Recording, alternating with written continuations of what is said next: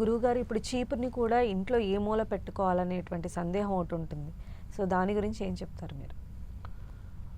చీపురు అంటే ఇక్కడ మనము ఊడ్చేటప్పుడమ్మా ముఖ్యంగా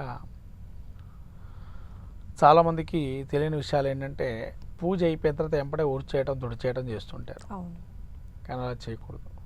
కారణం ఏంటంటే పూజ అయిపోగానే ఊడవటం కానీ తుడవటం కానీ చేస్తే కనుక ఆ ఫలితం అంతా కూడా పోతుందని చెప్పబడింది.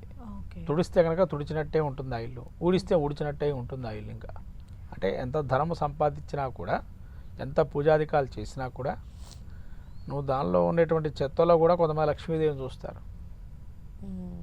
మీరు మారావాడి సాంప్రదాయం అటు జైన్ సాంప్రదాయం వెళ్ళండి, చెత్త పుట్టకు పూజ చేస్తారు వాళ్ళు అక్కడ.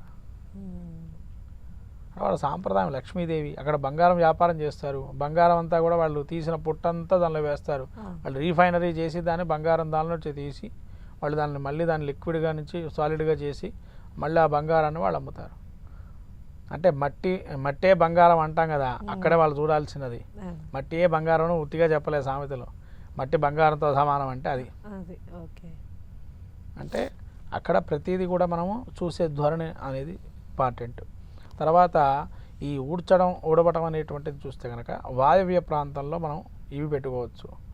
వాయు ప్రాంతం ఎందుకు పెట్టుకోవచ్చు అంటే గాలికి ఏ దుమ్మో ధూళి ఉన్నా మనకు తెలియకుండా నెగిటివ్ ఎనర్జీ సోకినా అవన్నీ కూడా పోతాయి. ఇంకోటి కొంతమంది ఈ దయ్యాలు భూతాలు వస్తుంటాయి అన్నప్పుడు ఈ చీపురు కట్ట మాట్లాడటాలు చేస్తూ ఉంటారు.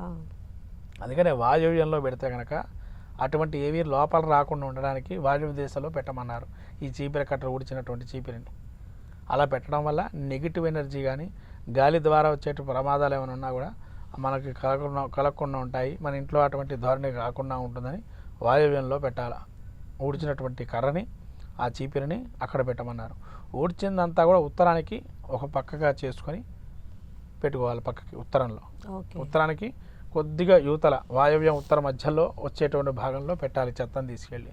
వాయవ్య ఉత్తర మధ్యలో అంటే అటు పూర్తి ఉత్తరం కాదు, ఇటు పూర్తి వాయవ్యం కాదు, ఉత్తర వాయువ్యాల మధ్యలో చెత్తని స్టోర్ చేసి పెట్టుకొని మళ్ళీ దాన్ని మనం బయటకు పంపించవచ్చు.